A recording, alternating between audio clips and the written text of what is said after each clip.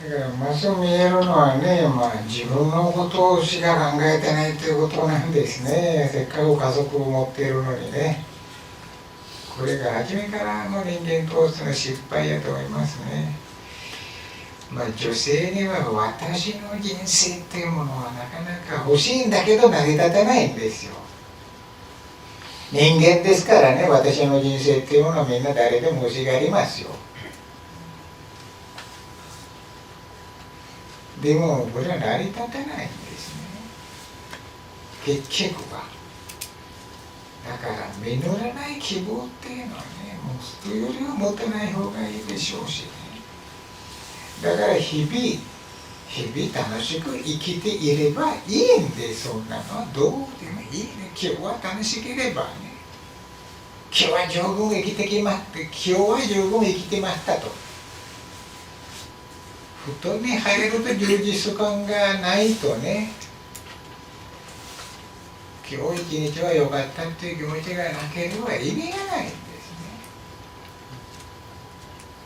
これで今日一日良かったという生き方が自分一人で作れないんです。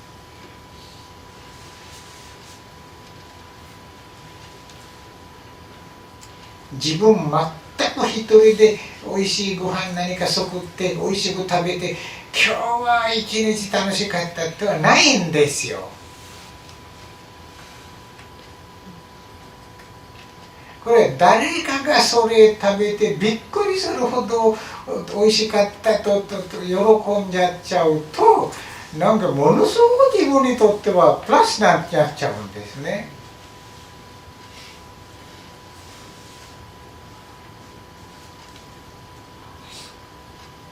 だから料理作って自分が充実感感じたければ誰かに食わせることです。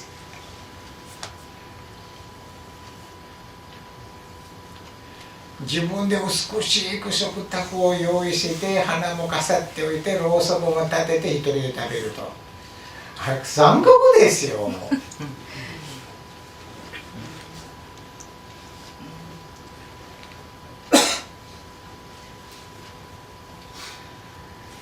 だから無理やりに誰かを引っ張ってもうそういう雰囲気を作ってあげてで喜びますと、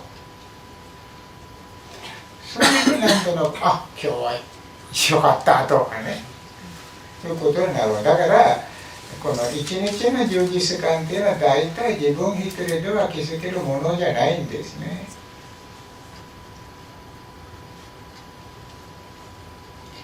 そういうところではいろいろちょっとご自分なりに考えるところがあるみたいんですね。私が考える幸せはこんなものであるというふうにね。あれも錯覚だそうですよ。この幸福感も脳の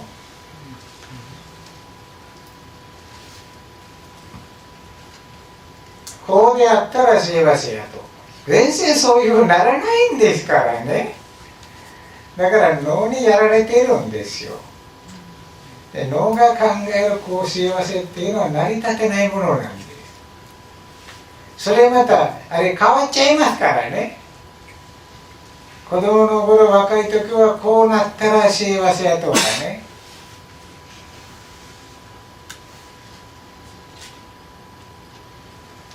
女性がもう20代超えていくともう誰かと結婚して家族を築くことで幸せやと思っていたくせに、でもうちょっと年取ると別なことを幸せやと思ってるんですね。大体は成り立たないものばっかりのがもう錯覚移行しちゃうんですよ。それで仏教の話はこの実現できることで満足感充実感感じると、身の回りのことで。だって一緒だってこの環境から逃げられませんでしょ。一緒でも誰かと一緒に生きてるんですからね。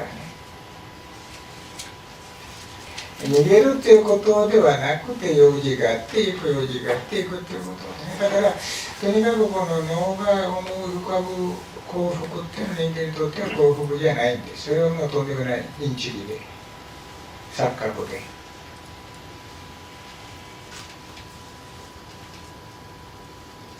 だから今日は良かったなっていう感じで入れればいいんじゃないかなと思いますね。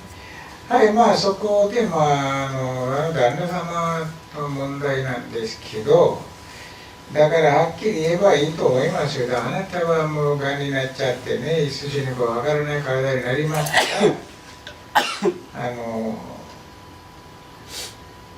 今までわがままで全然優しい人間ではなかったし、だから私と一緒に楽しみましょうよと言って引っ張ってください。自分が行きたいところに。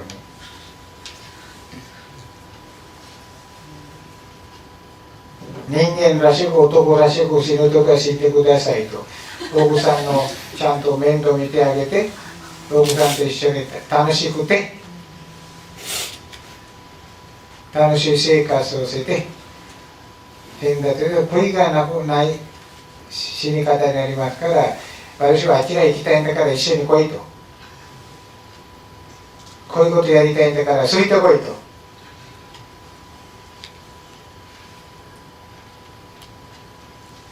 最後だから今まであなたに合わせたんだから、もう先がないんだから私に合わせてくださいこれからと言って自分の人生に引っ張ったらどうですかね。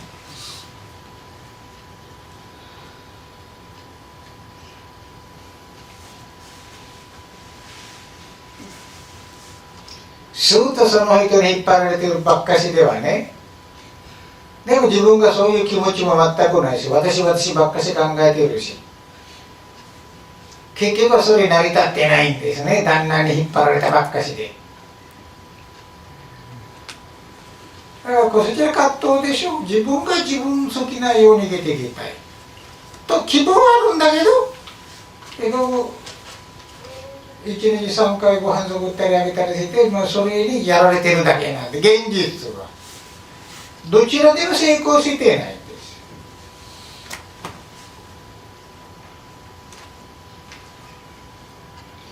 だから三度の何食って言うんですか、そのことを私は覚えられません。だからね、そんなくだらない世界をやめて、もう自分が考えてる世界に旦那は引っ張ってください。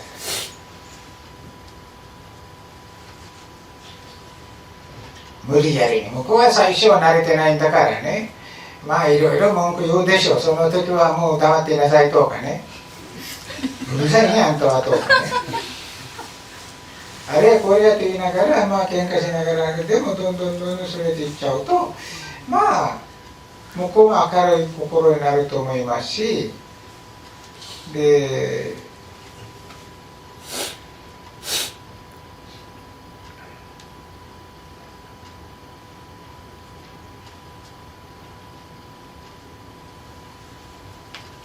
それから病気になってくると、この食べることを楽しむんじゃないんですね。みんなここで心ができてないんだからね、逆に食べないことを楽しまなくちゃあかんですよ。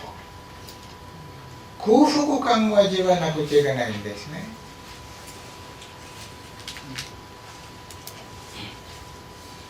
私はもう半年も経ってますけど、きれいさっぱり塩をやめちゃったんです。だからもう食べるものっていうのはいきなり全部消えちゃったんです。店にあるものは何も食べられませんし、加工食品は一つも食べられませんだから、最低ケチャップも使えませんしね。生野菜すごく好きですけど、一応ドレッシングかけて食べてたんですね。ドレッシングはダメなんですね。だって塩が入ってますから。でみんなこれでまずいだろ、でもまずいですよと。あんた考えてください。塩も何もかけないで魚食べるとか食べられませんよと。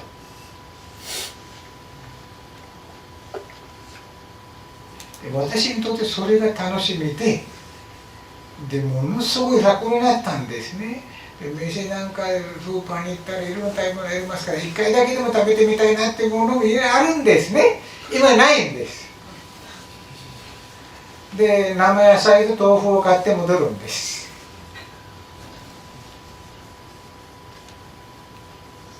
それで体に何か悪い影響あることまるっきりないんですよ。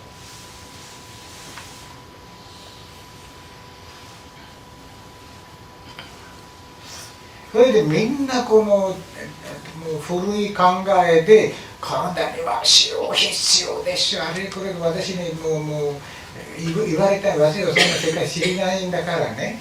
私の理論でね、あまりにも田舎っぽくてね、私はこの人間の体に動物の体にはこれ塩欠かせませんよと。あ、そう。でも私は牛とかヤギとか一回も塩を食べるの見たことないんだよ。一回も体に入れるの見たことないんだよ。でも病気にはなりませんよと。だから何かあるはずやと。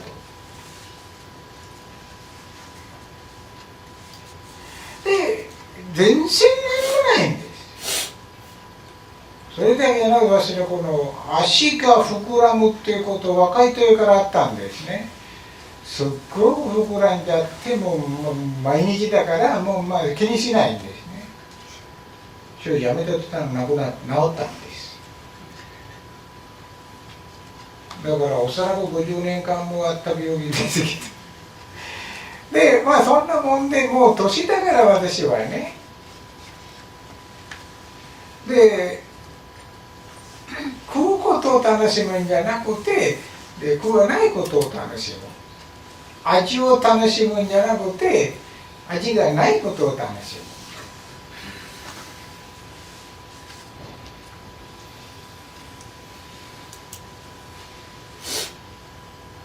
それで人生楽になったことを楽しむ。煩わしいことは何もなくなってよかったと。だって味付けって面倒くさいでもうずっとやってきたんだけど一度も成功したこともないんだけど、で私は何か料理作ったらもう私には食べられません。もうそんな苦しみもうないんです。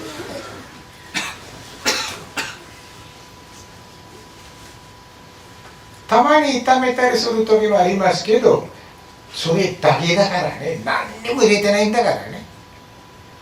だから成功も失敗も何もないんです。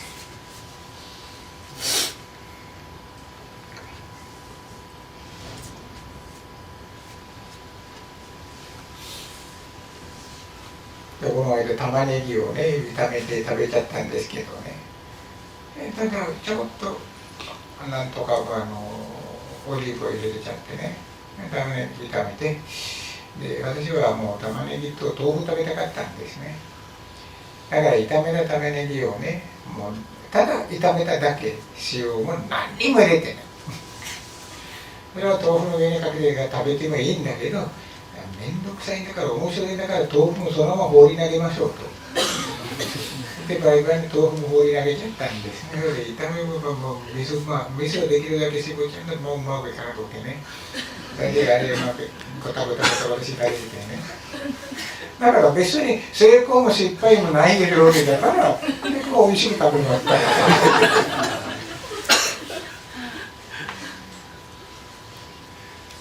でカップに入れてそれでスプーンで食べて、あ結構いいなと味が。だからこの麻薬的な働きを考えて食べていて、だから体が当然壊れる。体には自分で復活する能力がありますね。だから復活するために体は危険にさらさないといかんですよ、細胞を。危険だと分かったらもう体を復活するその機能を作るんですね。だからがんになっちゃったら別にまあ私みたいにね、まあ野菜だけだけでそれもそのまま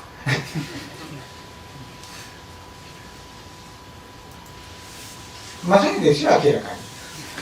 しかし麻薬依存症がなくなってくると美味しくなるんです。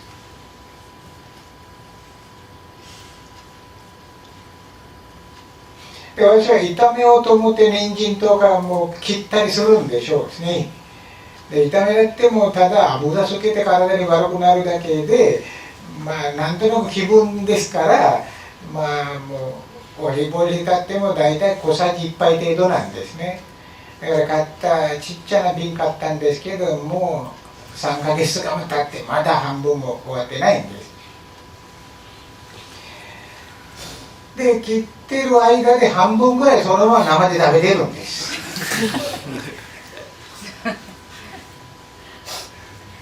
炒めるもんな、ちょっと炒めなくちゃっていうことでちょっと無理に残しちゃうんです。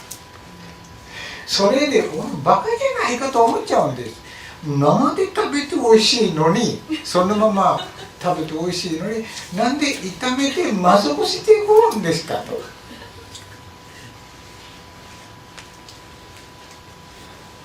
だから最初は皆様には人参そのまま取って洗って食べるのはそうそうできないでしょ。あれは麻薬中毒だからなんですね。でどんどん中毒はなくなります。なくなると人参ってそのまま取って食べるものでしょと思うようになるんです。かなり前ある子供がね、男の子なんですけど、家で作る料理はほとんどのことを食べたりしない。今結構美味しい料理作るんですよ、家ではね。で、いろんな人にパーティーやってるんだから、もう一人雇ってるんですよ、料理作るために。で、子供たちが全然ほとんどごまかしちゃうんです。それでちっちゃな子がもう台所に走ってきて、なんて言いますか、キュウリ1本取ってくるんですね。キュウリ1本取ってみんなと遊んでるところでこれ食べてるんですね。だからみんな文句言うんです。この子はご飯は食べないわ、もうこれからご飯作りますからもうやめてよとかなんとか。私もね、子供にやっぱりそういうふうに食べるんじゃなくてね、これは切ってね、サラダにしてとかね、そういうふうに格好よく食べ方もあるんでしょうねって言ったら、違いますと。私はこのままでこの通りに食べたいんだ。だから庭前って庭にもキュウリとか育てていったんで、そういう人も時々庭に入って一本取って生食っているんですね。だからその時すると、この子はまだまだ脳がいかれてない。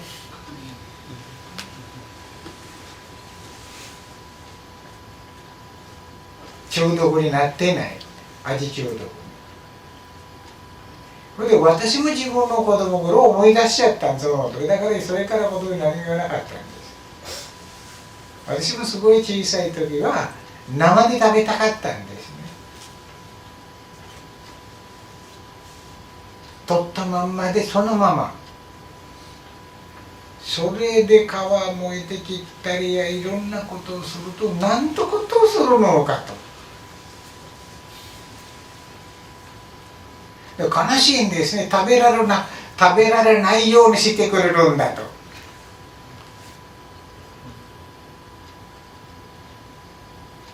しかし大人は凶暴だからどんどん味中毒にさせちゃって逆にしちゃうんですね。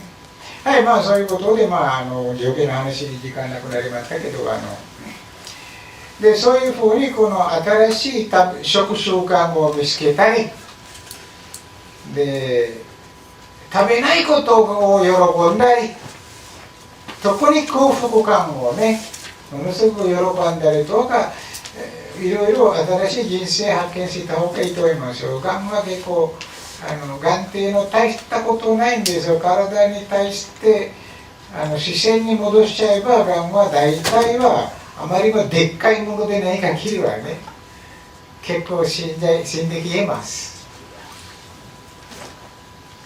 あまりにも多くなっちゃうとこれ時間間に合わないんですね。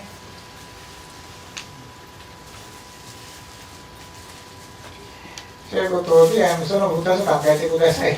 旦那さんを引っ張って自分の世界に引っ張って自分のお世話をしてもらう人間にしてもらう。そうするとそちらの希望も叶うし、向こうもやっと旦那らしい仕事をしているんだっていう気分にもなります。じゃあ頑張ってください。では次回になりましたのでここら辺で話を終了いたします。どうもありがとうございます。